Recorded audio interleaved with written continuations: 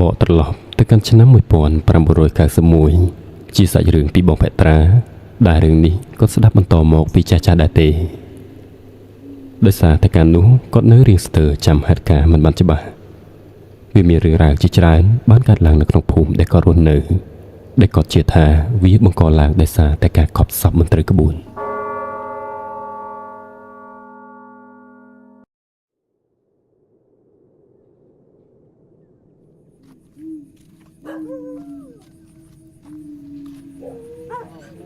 រឿងហេតុបានចាប់ផ្ដើមនៅក្នុងយុគមួយ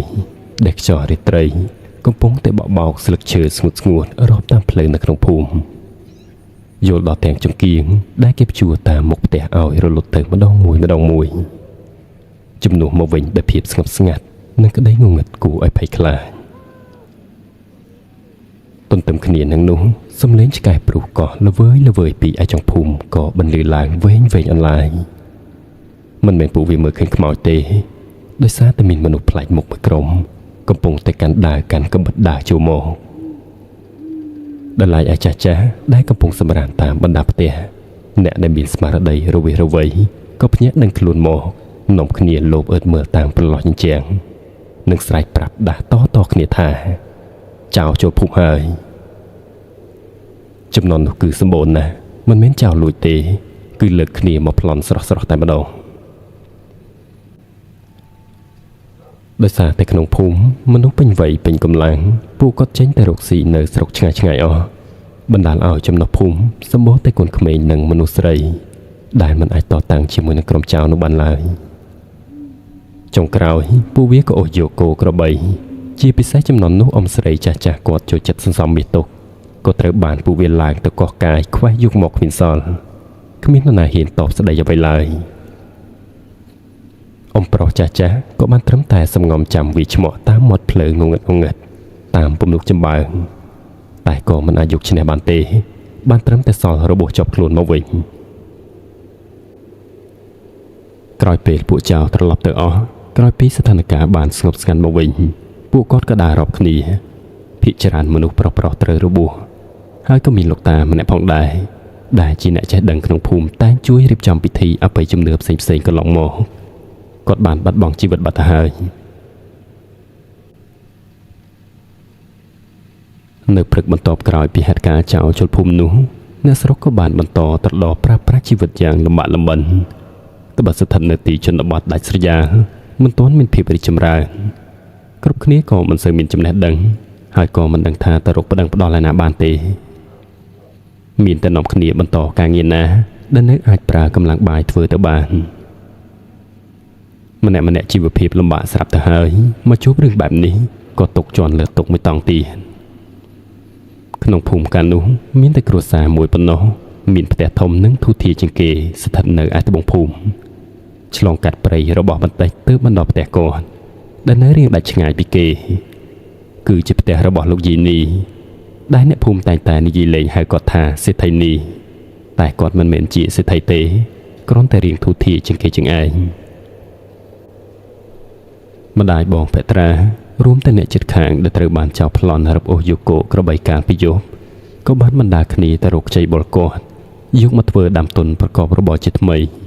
ព្រោះតែតល់ហើយអ្នកនៅផ្ទះក្បែរគ្នាជីវភាពក៏មិនសូវខុសគ្នាប៉ុន្មានទេបងភត្រាក៏បានទៅជាមួយម្ដាយគាត់ដែរគាត់ថាផ្ទះលោកយាយនោះធំសម្បើមណាស់ឈើឡើងខ្មៅរលោងមើលទៅមាំណាស់តែរឿងចាស់បន្តិចមិនដឹងជាសល់មកតាំងពីចំណុះណាទេ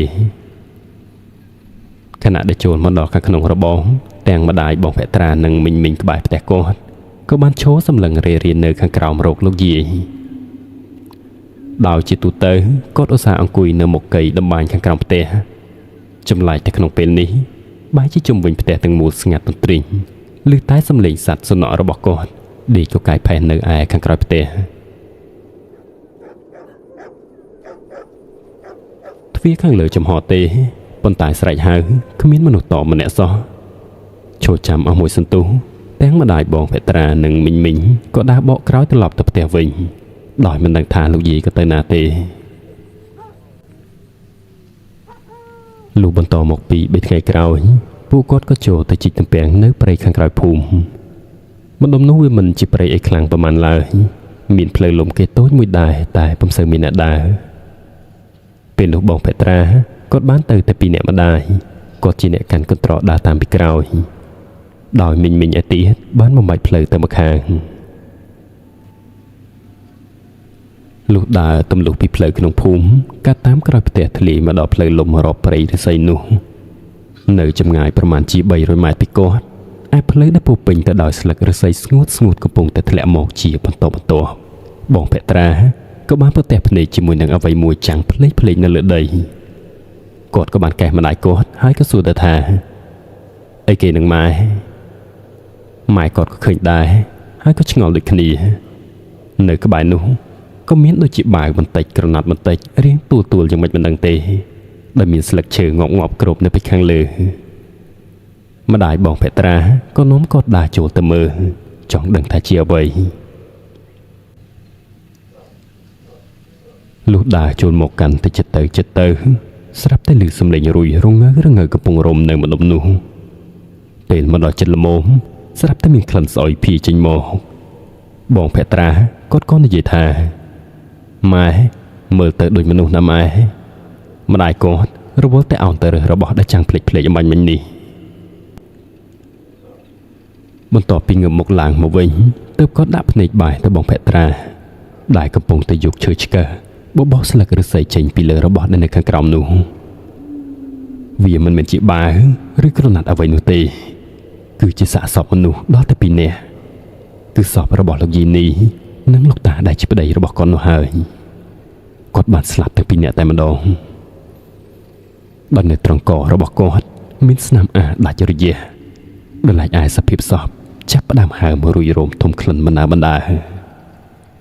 ពេលម្ដាយរបស់បងពេត្រាបានដឹងការពិតគាត់ក៏ស្រឡាញ់កាំងនិងចាប់ដៃកូនប្រុសរបស់គាត់រត់ចូលទៅកាន់ភូមិវិញដើម្បីយកដំណឹងទៅប្រាប់ដល់គេឯងឲ្យបានដឹងពេលអ្នកភូមិមកដល់ក៏ចាប់លើកសពទាំងពីរបំបាយមកឡើងគ្រាន់តែត្រឡប់មកភ្លឹបក្លិនស្អុយក៏សាយភីមកដំណើរគ្នារួមមានទាំងទឹកសើមដក់នៅជាប់ជាមួយពួកគេបាននាំយកសាកសពទៅកាន់ផ្ទះរបស់គាត់និងដាក់តម្កល់នៅទីនោះរួចអង្គុយជំនុំពិភាក្សាគ្នាដោយលោកយាយនិងលោកតាសាច់ញាតិរបស់ពួកគាត់មិនដឹងថានៅឯណាទេអ្វីដែលអ្នកភូមិដឹងនោះគឺបងប្អូនខាងលោកយាយត្រូវបានស្លាប់ទាំងអស់តាំងពីចំនួនរបបប្រល័យពូជសាសន៍មកម្លេះចំពោះអ្នកភូមិក៏គ្មានលទ្ធភាពជួយរៀបចំពិធីបុណ្យសពឲ្យបានត្រឹមត្រូវដែរមានតែទៀនធូបដុតផ្អុយលើក្បាលដំណេកសពទាំងពីរគ្មាននរណាដឹងថាគាត់ស្លាប់ដោយសារអ្វីទេតែចាស់មួយចំនួននៅក្នុងភូមិបានសន្និដ្ឋានថាប្រហែលជានៅយប់ដែលចៅចូលភូមិនោះពួកគាត់អាចនឹងនាំគ្នារត់ហើយក៏ទំនងជាមានរបស់មានតម្លៃជាប់នឹងខ្លួនទើបបានជាពួកវាប្លន់សម្លាប់យកដូច្នេះ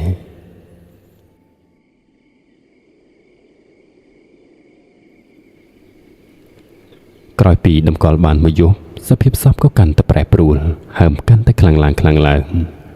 ដោយគ្មានអាចារ្យគ្មានព្រះសង្ឃសូត្រមន្តអ្វីនោះទេមានតែអ៊ំចាស់ដែលចេះចាំក្បួនមកបន្តគ្នាធ្វើឡើងដោយព្រាវបង្គ្រប់កិច្ចតែប៉ុណ្ណោះពុំខុសពីសពលោកតាអាចារ្យកាលពីប៉ុន្មានថ្ងៃមុននោះឡើយលុះដល់តែរួចរាល់ហើយស្ថិតនៅក្នុងម៉ោង7ល្ងាចពួកគាត់ក៏រកគ្នារំកន្ទេលស្រាក់ខ្សែលើកដង្ហែចេញទៅគឺសម្ដៅទីព្រៃរំលងផ្ទះលោកយាយទៅទៀតជួនជាពេលនោះមេឃក៏ភ្លៀងស្រិចផងផ្លូវក៏រអិលពិបាកដើរធ្វើឲ្យមិនសូវមានមនុស្សមកហែហោមតាមមើលទេចំពោះសពពីមុនគេនិយមយកមកកប់នៅម្ដុំនេះតាមក្រោមដើមឈើក្បែរគ្នាដូចជាដើមស្វាយឬក៏ដើមចន្ទគិរីដែលដុះនៅបរិវេណនោះដើម្បីងាយស្រួលចំណាំដោយដែលបានរៀបរាប់ពីដំបូងខណៈដែលយកសពមកដល់គឺគ្មានបានរៀបចំតាមក្បួនអ្វីនោះឡើយគឺយកទៅដល់ជាជនដែលកប់ឆៅយកតែម្ដងព្រោះតែអ៊ំគាត់ក៏ចេះមិនសូវច្បាស់ដែរដោយសារតែលោកអាចារ្យពីមុនបានស្លាប់បាត់ទៅហើយពួកគាត់ក៏មិនមានលទ្ធភាពទៅរកអ្នកចេះដឹងនៅឯភូមិផ្សេងមកជួយរៀបចំឲ្យទេប៉ុន្តែចាត់ទុកថាពួកគាត់យកចិត្តទុកដាក់រាប់អានណាស់ទៅហើយព្រោះតែម្នាក់រកតែអង្គច្រកឆ្នាំងចង់ពិបាកទៅហើយ នៅមកជួបហេតុការណ៍ចោលប្លន់គោក្របីទៀតជីវភាពផ្ទាល់ខ្លួនក៏កាន់តែដុនដាបទៅទៀតកុំថាឡើយជួយយកអាសាអ្នកដតីនោះលុះធ្វើការកប់សពលោកតាលោកយាយទាំងពីរនាក់រួចរាល់ហើយទាំងអស់គ្នាក៏ចុះទៅមកត្រពាំងក្បែរនោះលាងដៃលាងជើងរួចឡើងដើរត្រឡប់ចូលទៅភូមិវិញសពបានកប់ទន្ទឹមគ្នានៅក្រោមដើមស្វាយធំមួយដើមដែលដុះអត់មានម្ចាស់ទេសូម្បីតែដីម្ដុំនេះទៀតសោតក៏ពុំដឹងថាជារបស់អ្នកណាសម្រាប់ជើងក្រុមអ្នកភូមិកំពុងតែដើរជន់ស្លឹកឈើតាមផ្លូវក្រំភ្លៀងរលឹមស្រិចដែលមិនទាន់ដាច់ដំណក់នៅឡើយម្ដាយរបស់បងភេត្រាក៏បានមកនឹងគេដែរព្រោះតែប្តីគាត់គឺជាអ្នកជួយសែងសពគេមកពួកគាត់ដើរទៅបណ្ដាជជែកគ្នាបណ្ដាពីរឿងទៅរកខ្ចីប្រាក់លោកយាយនីថ្ងៃមុនដោយសារតែមិនមាននរណាដឹងថាគាត់ត្រូវបានពួកចៅប្លន់សម្លាប់ហើយចំពោះផ្ទះរបស់គាត់ក៏ទុកចោលគ្មាននរណាហ៊ានប៉ះពាល់ទេក្រោយពីអ្នកស្រុកបានជួយគ្នាបញ្ចុះសពលោកយាយនីនិងប្តីរបស់គាត់រួចរាល់អស់អ្នកភូមិទាំងឡាយក៏មានការហត់នឿយយ៉ាងខ្លាំងដោយសារតែភ្លៀងធ្លាក់មិនឈប់ហើយត្រូវដើរផ្លូវឆ្ងាយចំពោះបាយឬក៏បបរក៏មិនបានហូបដែរដោយសារតែនៅក្នុងផ្ទះបុណ្យមានតែផ្សែងធូបនិងទៀនប្រមាណដាំប៉ុណ្ណោះក្នុងចំណោមអ្នកដែលមកជួយសែងសពគឺមានលោកអ៊ំចំណាស់ម្នាក់ឈ្មោះអ៊ំអេងដែលគាត់មានអាយុប្រហែលជា60ឆ្នាំហើយគាត់នៅមានកម្លាំងកំហែងរឹងមាំជាងមនុស្សចាស់នៅក្នុងភូមិដទៃទៀតក្នុងអំឡុងពេលបញ្ចុះសពប៉ុន្មានម៉ោងមុននេះគឺមានតែគាត់ប៉ុណ្ណោះដែលហឹកហាប់ជាងគេខ្លួនទៅទឹកភ្លៀងឡើងជោគាត់កំពុងអង្គុយនៅក្បែរចង្ក្រានក្រោមសម្រាប់ផ្ទះមិនទាន់បានទៅផ្លាស់សម្លៀកបំពាក់នៅខាងលើទេគឺស្លៀកត្រឹមតែខោខ្មៅត្រឹមជង្គង់មួយអង្គុយអាំងភ្លើងចង្ក្រានកម្ដៅខ្លួនកំពុងតែអង្គុយសុកនោះហើយដៃក៏ឈោងទៅចាប់រងើកភ្លើងក្នុងចង្ក្រានយកមកអុជបារីស្លឹកសង្កែបណ្ដាស្រាប់តែរំពេចនោះដូចជាមានខ្យល់បក់មួយវឹបកាត់ពីក្រោយខ្នងគាត់ច្បាស់ថាមិនមានខ្យល់បក់ទេគឺខ្យល់ដូចជាមនុស្សដើរកាត់ដូចនេះដែរគាត់បានងាកមើលទៅក្រោយមើលឆ្វេងមើលស្ដាំមើលទៅខាងក្រោមផ្ទះតែបែរជាមិនឃើញមាននរណាម្នាក់សោះគាត់ឆ្ងល់ក្នុងចិត្តក៏ស្រែកសួរទៅប្រពន្ធគាត់នៅឯលើផ្ទះតែក៏មិនឮអ៊ំស្រីតបមកវិញទេលុះតែគាត់ផ្លាស់ក្រមាឡើងចណ្ដាលទៅដល់លើផ្ទះក៏ប្រទះប្រពន្ធគាត់ដេកលក់នៅក្បែរចៅប្រុសរបស់គាត់មិនដឹងតាំងពីថ្មណាផងអ៊ំអេងគាត់មិនបានគិតអីទេគាត់ធ្វើហីឬក៏ពន្លត់ភ្លើងចូលសម្រាប់ទៅតែវាមានទៅហីដោយគាត់គិតឯណាកំពុងតែដេកលក់រលាវស្ទើលក់ស្ទើភ្នែកស្រាប់តែមកស្រស់តែម្ដងគាត់ថាឃើញយីនីច្បាស់ណាស់ជើងនៅជាប់ឯធ្នឹមដំបូលទម្លាក់ក្បាលអោនមកជិតមុខគាត់ហើយនិយាយប្រាប់គាត់ថាអរគុណតែសំឡេងដែលនិយាយនោះមិនមែនឮដូចជាមនុស្សយើងធម្មតាទេគឺវាឮកងរំពងឡងដូចមីក្រូវ៉ាន់ចឹងអ៊ំអេងគាត់ភ្ញាក់បាក់ដៃបាក់ជើងតែម្នាក់ឯងកំពុងតែដេកសុកលេងទម្លាក់ក្បាលមកអរគុណអញ្ចឹងតែម្ដងអ៊ំអេងក៏រៀងភ័យដែររីឯចៅរបស់គាត់ក៏បានភ្ញាក់មកយំទាំងកណ្ដាលយប់គាត់អង្គុយនៅមុខចង្គៀងថ្មឹងគិតអស់មួយសន្ទុះហើយក៏ខ្សឹបម្នាក់ឯងថាយកសពឬក៏ស្អីហ្នឹងមិនក៏ច្បាស់ម្ល៉េះគាត់និយាយតែឯងទេមិនហ៊ានឲ្យអ៊ំស្រីដឹងទេលោថាគាត់ខ្លាចបាទនិយាយពីឆ្កែក្នុងភូមិវិញតាំងពីដើមភូមិដល់ចុងភូមិមិនដឹងវាកើតអីវាទេថ្ងៃហ្នឹងរត់ស្រូចោះស្រួលឡើងផ្ដុំគ្នាលូឲ្យត្រហឹងមិនដឹងថាវាឃើញអីដែរឬយ៉ាងណាអ៊ំអេងគាត់អង្គុយស្ដាប់នឹងគិតអស់មួយសន្ទុះដែរតម្រុំតែដាច់ចិត្តដាក់ខ្លួនសម្រានទៅវិញ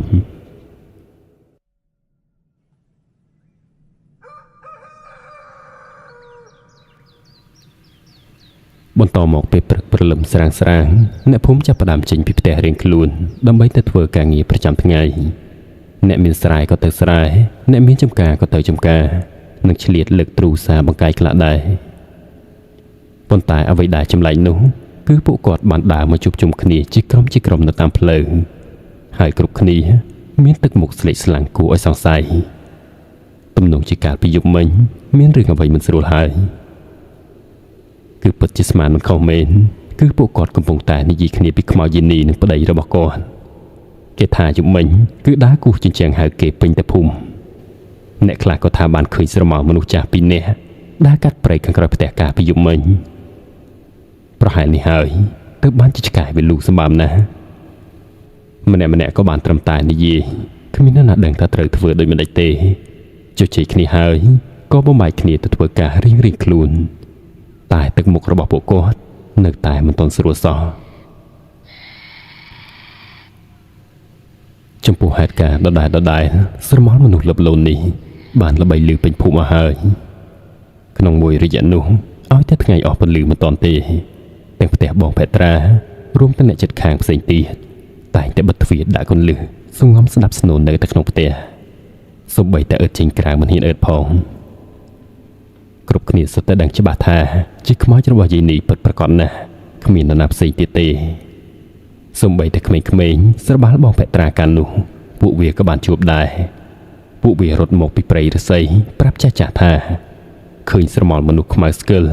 ឈោបែកខ្នងដាក់ពួកវាពីក្នុងព្រៃដល់ឡែកឲ្យបងភេត្រាវិញគាត់សង្ងំនៅតែក្នុងផ្ទះមិនហ៊ានចេញដើរលេងរហេតរហូតដូចពីមុនឡើយ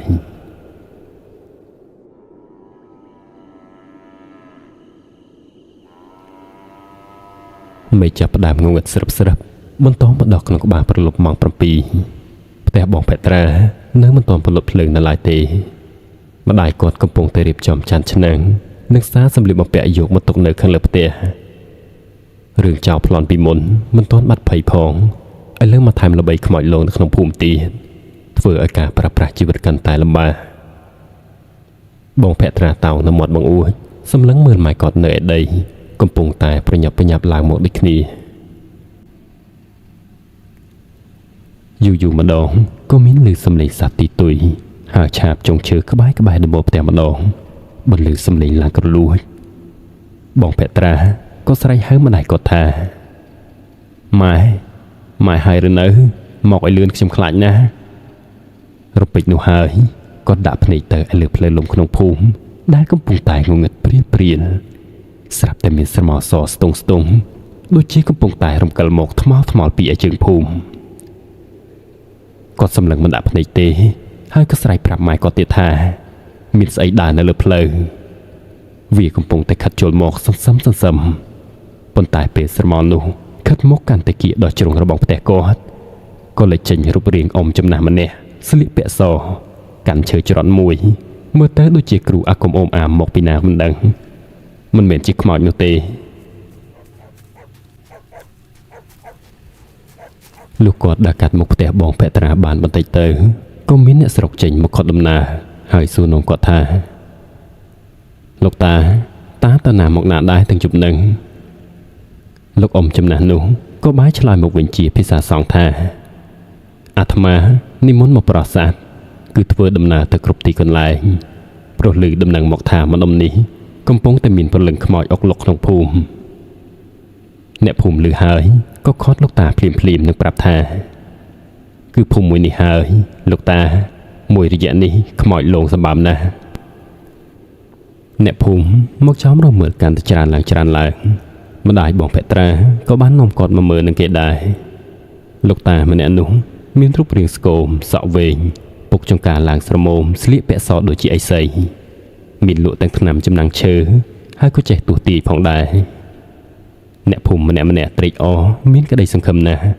ហើយក៏បានរៀបចំកន្លែងឲ្យគាត់ស្នាក់នៅរួចគាត់ក៏បានសន្យាថាថ្ងៃស្អែកនឹងជួយរៀបចំពិធីបណ្ដេញខ្មោចឲ្យអ្នកភូមិ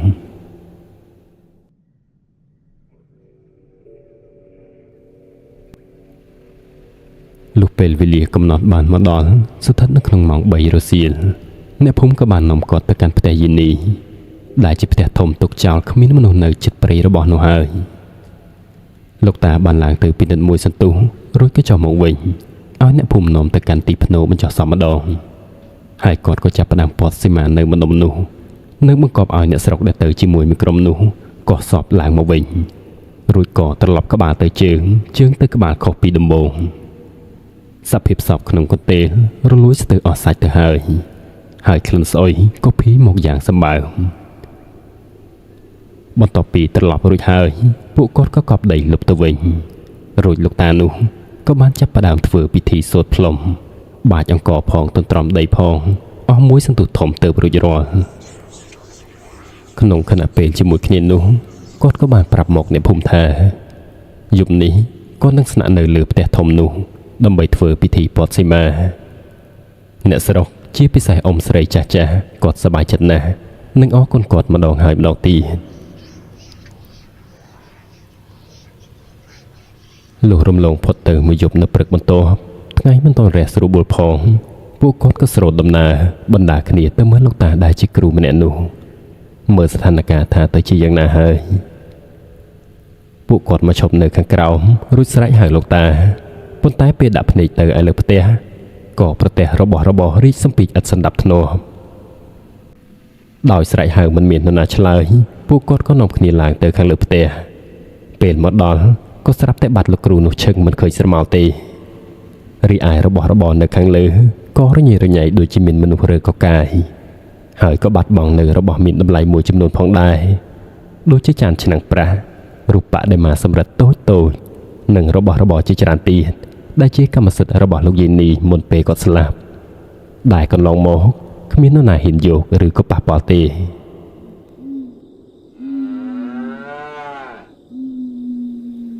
លោកគ្រូម្នាក់នោះ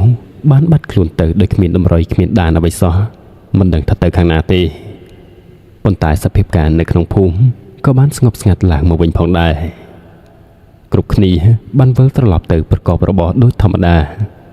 ហើយបងភក្ត្រាក៏ចេញដើរលេងជាមួយមិត្តភក្តិដូចដើមវិញដែរប៉ុន្តែភាពស្ងប់ស្ងាត់នោះគ្រាន់តែជាការចាប់ផ្ដើមនៃសាច់រឿងដ៏រន្ធត់មួយប៉ុណ្ណោះរំលងទៅមិនដល់មួយអាទិត្យផងហេតុការចម្លែកនិងព្រឹងសម្បល់ក៏ចាប់ផ្ដើមកាត់ឡើងនៅក្នុងភូមិម្ដងទៀតជាពិសេសលើគ្រួសាររបស់បងភក្ត្រារៀងរាល់យប់ពេលដែលខ្យល់រាត្រីបក់មកម្ដងស្នូសម្រាប់ជើងមនុស្សក៏លន់ប្រឹបតាប់ដប់ព្រៃនៅខាងក្រោយផ្ទះដូចជាមានមនុស្សដើរទៅដើរមកពេញមួយយប់ទាំងដែលនៅត្រង់នោះគឺមិនមានផ្លូវសម្រាប់ដើរនោះទេនៅយប់មួយនោះក្នុងម៉ោងប្រហែលជា9ពេលដែលគ្រប់គ្នាក្នុងផ្ទះរបស់បងភក្ត្រាបានចូលសម្រាប់អស់ហើយភ្លើងចង្កៀងក៏ត្រូវបានពន្លត់បន្សល់ទុកតែពន្លឺព្រះច័ន្ទដែលចាំងជួតាមប្រឡោះមាត់បង្អួចបងភក្ត្រានិងឪពុកម្ដាយរបស់គាត់ដេកនៅលើកន្ទេលក្នុងមុងតែមួយប៉ុន្តែក្នុងខណៈដែលគ្រប់គ្នាកំពុងតែស្ងប់ស្ងាត់ល្អនោះស្រាប់តែម្ដាយរបស់បងភក្ត្រាដែលកំពុងតែដេកលងលក់ទៅហើយក៏បានភ្ញាក់នឹងខ្លួនមកវិញដោយសារតែគាត់មានអារម្មណ៍ថាដូចជាមានអ្វីមួយប្រផាត់ប៉ះជើងរបស់គាត់មួយលើកជាពីរលើកគាត់ក៏បានបើកភ្នែកព្រមមើលដែរតែមិនឃើញអ្វីទេដោយសារតែងងុយផងអីផងគាត់ក៏ចេះតែសម្ងំថ្មិចភ្នែកទៅវិញទៅក្នុងរពេចនោះហើយគាត់ក៏ភ្ញាក់ដឹងខ្លួនឡើងមកម្ដងទៀតតែបើកភ្នែកមិនរួចសោះតែគាត់មានអារម្មណ៍ដឹងថាមានអ្វីមួយស្ទង់កំពុងតែប៉ាងមុងហើយលូករាវប៉ះទាំងជើងប៉ះទាំងខ្លួនរបស់គាត់ទៀតហើយក្នុងពេលជាមួយគ្នានោះគាត់ថាវាមានរាងដូចជាដៃមនុស្សប៉ុន្តែសភាពប្រេះក្រៀមបែកក្រឡាឡើងរវាមរួចក៏មានក្លិនស្អុយដូចជាគម្រោងសពភីមកជាមួយគឺស្អុយពេញមុងតែម្ដងជំនួសឲ្យការស្រែកឆោឡោគាត់បែរជាស្ងាត់ហាមាត់មិនរួចបានត្រឹមតែយកដៃកេះប្តីគាត់ដែលដេកនៅជាប់គ្នាបំណងឲ្យគាត់បាក់ភ្នែកមើលគាត់កេះដល់តែប្តីគាត់កំរើកខ្លួនបំរាស់បែរមុខមក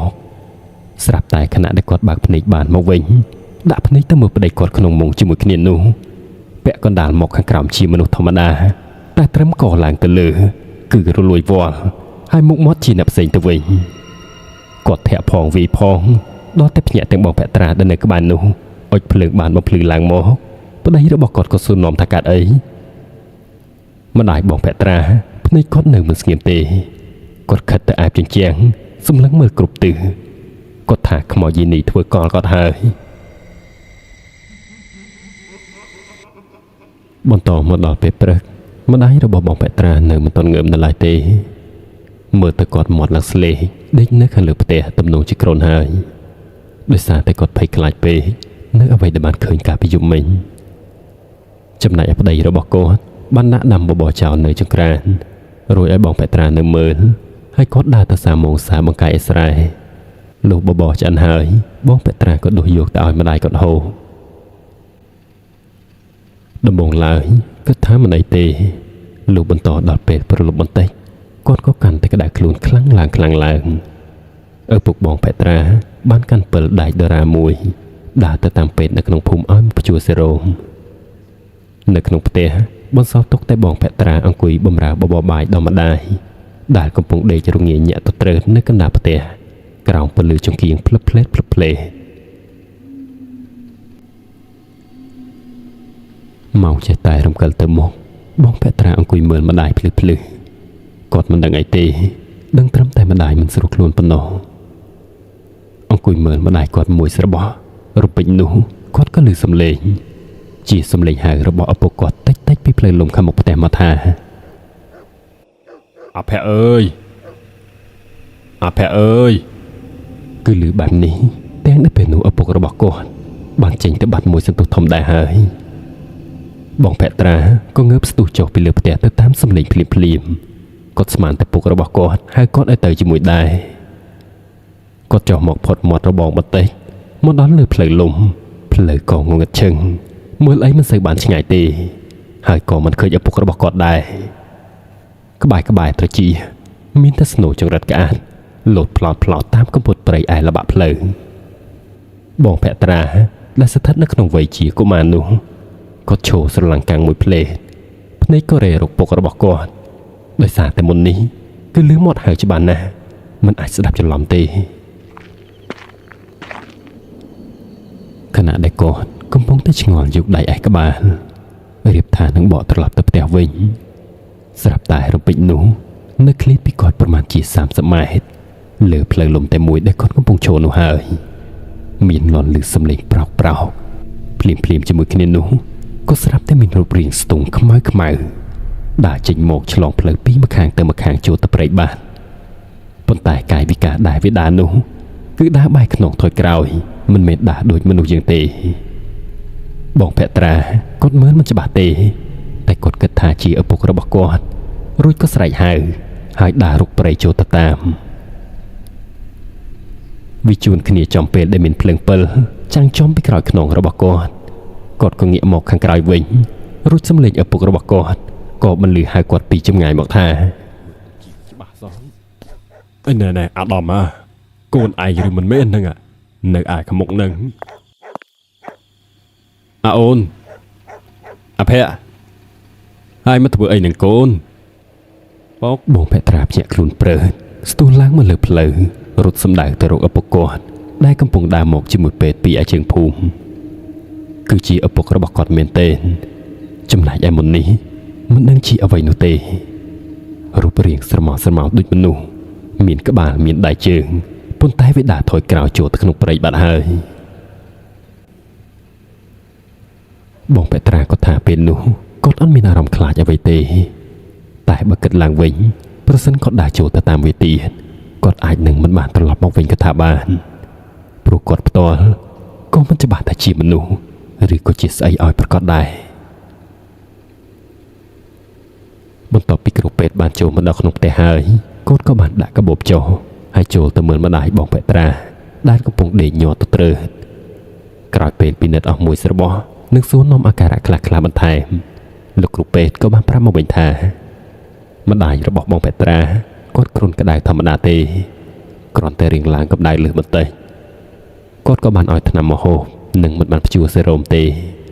ហើយក៏បានប្រាប់ទៀតផងដែរថាគ្មានអីគួរឲ្យបារម្ភឡើយរួចរាល់អស់ហើយគាត់ក៏បានត្រឡប់ទៅវិញឪពុករបស់បងពេត្រាក៏បានចោទទៅជូនដំណើរគាត់ហើយបិទទ្វាររបងនិងប្រញាប់ឡើងមកមើលប្រពន្ធគាត់វិញ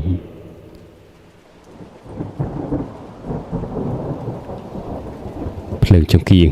នៅតែភ្លឹបភ្លែតទៅតាមខ្យល់ហើយសំឡេងភ្លៀងរលឹមក៏ចាប់ផ្ដើមមកអុលស្នូតាក់តក់លន់ស្រក់នៅឯលើដំបូលជុំវិញផ្ទះគ្មានអ្វីក្រៅតែអំពីភាពងងឹតគ្របដណ្ដប់លើអស់ចុងព្រៃនានាទាំងខាងមុខនិងខាងក្រៅផ្ទះមើលទៅបងភត្រាក៏ដេកលងលក់បាត់ទៅហើយនៅក្បែរម្ដាយរបស់គាត់នៅតែឪពុកគាត់កំពុងតែជ្រលក់ពូតកូនកសែងយកទៅដាក់លើក្បាលប្រពន្ធដើម្បីឲ្យឆាប់ថយកម្ដៅពេលវេលាចេះតែរំកិលទៅទៀតចូលដល់យប់កាន់តែជ្រៅទៅឪពុករបស់បងភត្រាគាត់ក៏រីកល្វើយអស់កម្លាំងដែរ មិនបាននៅមើលកំដរជំងឺប្រពន្ធទល់ភ្លឺទេ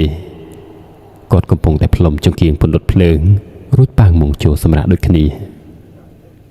គាត់ដេកនៅម្ខាងបងភត្រាដេកនៅម្ខាងរីឯអ្នកមីងដែលជាប្រពន្ធគាត់សម្រាប់នៅកណ្ដាលក្នុងមុងតែមួយជាមួយគ្នា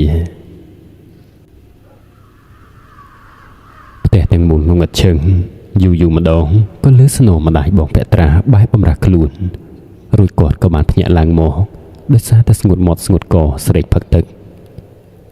គាត់មិនសូវស្រួលខ្លួនមិនសូវមានកម្លាំងកំហែង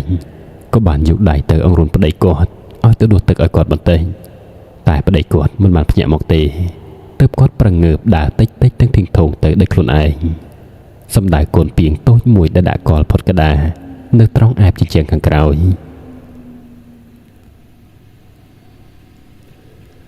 ខណៈពេលកំពុងតែរាវបោះចំហៀនទៅយឺតនោះស្ថិតនៅក្នុងផ្ទះរបស់ខ្លួនឯងទេតែគាត់ចេះតែមានអារម្មណ៍ថាដូចជាមាននរណាម្នាក់កំពុងតែសម្លឹងគាត់ពីក្រោយភ្នែកគាត់ក៏ចេះតែលួចដៀងទៅក្រោយមើលម្ដងដែរតែមិនឃើញមានអីក្រៅតែពីស្រមោលមុងនិងរបស់របរខាងលើផ្ទះគាត់កាន់ត្រឡោកចុះទឹកផឹកបាន 2-3 ក្អឹកស្រាប់តែសំឡេងទ្វារផ្ទះក៏របើកឡើងក្រាស់បណ្ដាលឲ្យខ្យល់នៅខាងក្រៅបក់ចូលមកត្រជាក់ស្រេបសម្លឹងមើលទៅឯក្នុងមុងក៏ឃើញស្រមោលប្តីគាត់ស្ទង់នៅដេកដដែលពេលគាត់ដើរទៅវិញក៏បានហួសទៅបំណងថានឹងទាញទ្វារបិទវិញឈានជើងបណ្ដាក៏គិតក្នុងចិត្តបណ្ដាថាយីឪវានេះចេះភ្លេចដាក់កលឹកទ្វារទៅកើតភូមិសម្បូរចោលផងគាត់រៀបថានឹងទាញទ្វារបិទវិញហើយតែក្នុងរំពេចនោះក៏ស្រាប់តែមានសត្វខ្លែងស្រាហោះប្រឆាដំបូលសំឡេងវាបន្លឺមួយវាធ្វើឲ្យគាត់រៀងភ្ញាក់បន្តិចប៉ុន្តែអ្វីដែលគួរឲ្យគាត់ឆ្ងល់នោះគឺនៅក្នុងពេលតែមួយជាមួយគ្នានោះឮស្នូរមាត់របស់ប្តីគាត់បន្លឺស្រែកជេរសត្វខ្លែងស្រាមុននេះ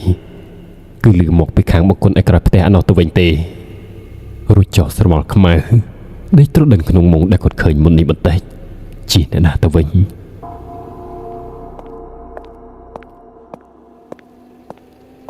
សន្តិជើងប្តីរបស់គាត់ដើរឡើងមកលើផ្ទះវិញកាន់តែចិត្តទៅ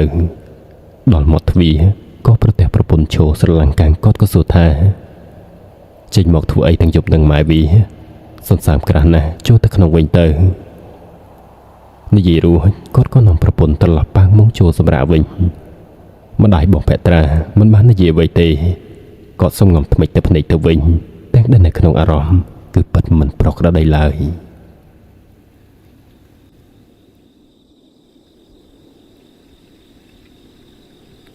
ស្ថិតនៅក្នុងយប់ដដែលនោះហើយពួកគាត់ដេកលក់បានតែមួយស្របក៏ស្រាប់តែមានហេតុការណ៍ផ្ទួនគ្នាបានកើតឡើង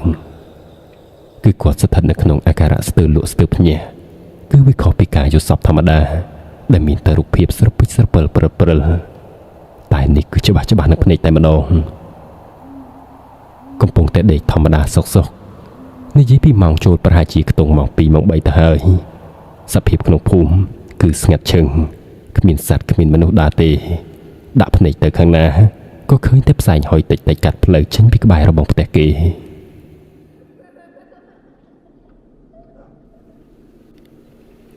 ដេកមិនតនឹងលក់ស៊ុបផងម្ដាយបងភត្រាក៏ចាប់ឮស្នូរមនុស្សដើរនៅលើផ្ទះគឺផ្ទះដែលគាត់កំពុងដេកនឹងហើយមិនមែនតែម្នាក់ទេគឺប្រហែលជា 4 ទៅ 10 នាក់ដើរទៅដើរមករើរស់របស់របរនៅខាងក្នុងផ្ទះគាត់ឮមាត់ដូចជាកូនក្មេងមិនមែនមនុស្សធំទេក្នុងចិត្តក៏ឆ្ងល់ដែរបាត់អាត្មានឹងទៅហើយតើវាមានក្មេងឯណាឡើងមកលេងទៀតគាត់ក៏បានបាក់ភ្នែកឡើងសន្សឹមមើលទៅចុងជើង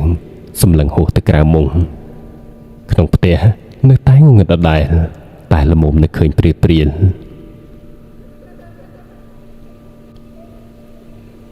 ជុំវិញបរិវេណនេះឃើញសុទ្ធតែក្មេងរើរស់របស់របរហក់លោតរង្គើដោះក្បាលដំណេកគាត់ហើយក្នុងពេលតែមួយជាមួយគ្នានោះក្លិនស្អុយក៏ភីមកចិត្តច្រមុះភ្នែករបស់គាត់កំពុងតែរេទៅមើលចុងជើងស្របពេលដែលគូក្បាលកំពុងតែវិភាគថាវាជាអ្វីគំលិតពេលត្រឹមតែប៉ុន្មានវិនាទីនោះក្លិនស្អុយក៏ជះមកភីពេកគាត់ក៏ដកភ្នែកពីចុងជើងងើយមើលទៅក្បាលដំណេកវិញពេលនោះហើយគឺឃើញតែម្ដង វាដូចជាយល់សពតែមិនមែនយល់សពរូបដែលគាត់មើលឃើញនោះគឺច្បាស់ខ្លាំងណាស់គឺគាត់ឃើញយាយចំណាស់ម្នាក់ឈរនៅលើក្បាលដំណេកគាត់គឺឈរនៅក្នុងមុងដែលគាត់កំពុងដេកនឹងឃើញទាំងសារ៉ុងពណ៌ត្នោតក្រមៅនិងមានផ្កាតិចៗហើយពាក់អាវវាលដៃដែលយើងឃើញចាស់ចំណាំពាក់ច្បាស់ណាស់ព្រោះវានៅជាប់នឹងភ្នែកលើក្បាលដំណេកគាត់តែម្ដងគេនៅឈរស្ងៀមថ្មឹងមិននិយាយអ្វីទេប៉ុន្តែភ្លាមនោះក៏ស្រាប់តែកាច់កចុះក្រោមងោះរួចក៏ស្រែកដាក់កណ្ដាលមុខម្ដាយបងភក្ត្រាច្បាស់ថាក្រវល់អញឮតែប៉ុណ្្នឹងហើយក៏ដួលគ្របសង្កត់មកលើខ្លួនគាត់យកតែម្ដងគាត់ថាមុខឡើងរលួយហើមអស់ហើយគ្មានសោះសាច់ទេម្ដាយបងភក្ត្រាខំស្រែកខំរើណាស់គឺភ័យឡើងចង់លុះព្រលឹងអស់ហើយរហូតបាត់មាត់បាត់កឈឹងតែម្នាក់ឯង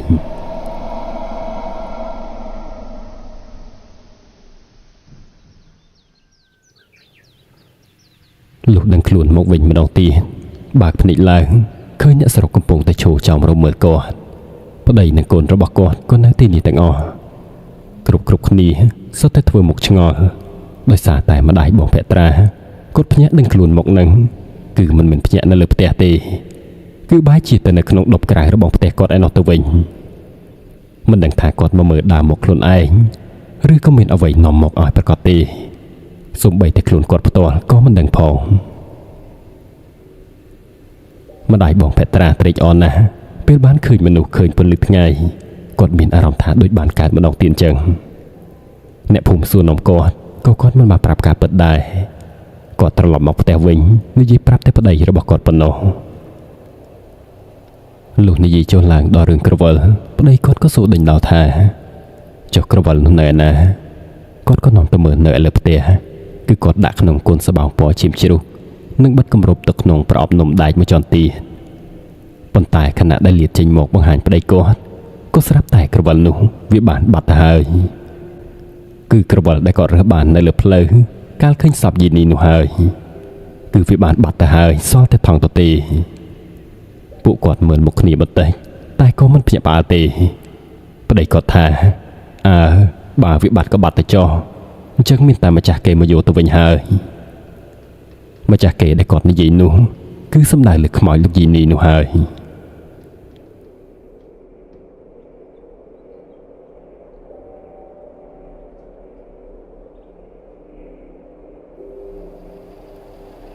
ក្នុងអំឡុងពេលមួយរយៈនោះតាមការចងចាំរបស់បងភក្ត្រាគាត់ថាក្នុងភូមិមិនដែលស្ងាត់ឡើយដោយសារតែមានមនុស្សនៅតែត្រូវបានខ្មោចលោកគេថាលោកយីនីនិងប្តីរបស់គាត់ប្រហែលមិនទៅណាទេនៅតែវល់ដើរទៅដើរមកពេញតែភូមិនឹងបើក្រឡេកមើលទៅឯផ្ទះរបស់គាត់វិញឃើញពេលថ្ងៃក៏ព្រឹកក្បាលដែរក្រោយពីលេងមានមនុស្សមើលថែរុក្ខជាតិនានាក៏ដោះស៊ុបទ្រុបវល់តោងឡើងតាមសសរចាក់ចូលទៅដល់ក្នុងផ្ទះគ្មាននរណាហ៊ានទៅរវីរវល់នៅក្បែរនោះទេមានតែក្មេងៗខ្វៀលគោដែលវាប្រហើនវាតែងនាំគ្នាទៅប្រតោងឈ្ងោកមើលរបស់ចាស់នៅខាងក្នុងពេលខ្លះវាក៏លួចកាន់យកទៅផ្ទះទៀតផងតែត្រូវម៉ែពុកវាវាយឲ្យយកទៅដាក់វិញរំលងទៅជាច្រើនឆ្នាំក្រោយស្រុកមានការអភិវឌ្ឍជាងមុនបន្តិចទីតាំងផ្ទះដែលស្ថិតនៅដាច់ពីគេនោះក៏បានក្លាយជាទីស្នាក់ការរបស់ក្រុមក្មេងស្ទាវតែងតែដប់គ្នាចូលទៅអង្គុយលេងញ៉ាញងគ្នានៅម្ដុំនោះចំពោះនៅតាមជញ្ជាំងក៏ឃើញសុទ្ធតែស្នាមដានថ្នាំកំប៉ុងបាញ់សរសេរនៅពាក្យអក្សររស់ក្រវេមក្រវាមពីពេញនោះសូម្បីតែជើងសសរក៏មិនសល់ប្រហែលជាស្នាដៃរបស់ពួកអស់លោកដែលចូលទៅផ្ដុំគ្នាអង្គុយលេងនោះហើយលោកយីនីគាត់អាចនឹងទៅចាប់កំណើតថ្មីបាត់ហើយប្រសិនបើគាត់នៅច្បាស់ជាកាច់កយកពួកក្មេងទំនឹងទាំងអស់នោះគ្មានសល់ម្នាក់ទេ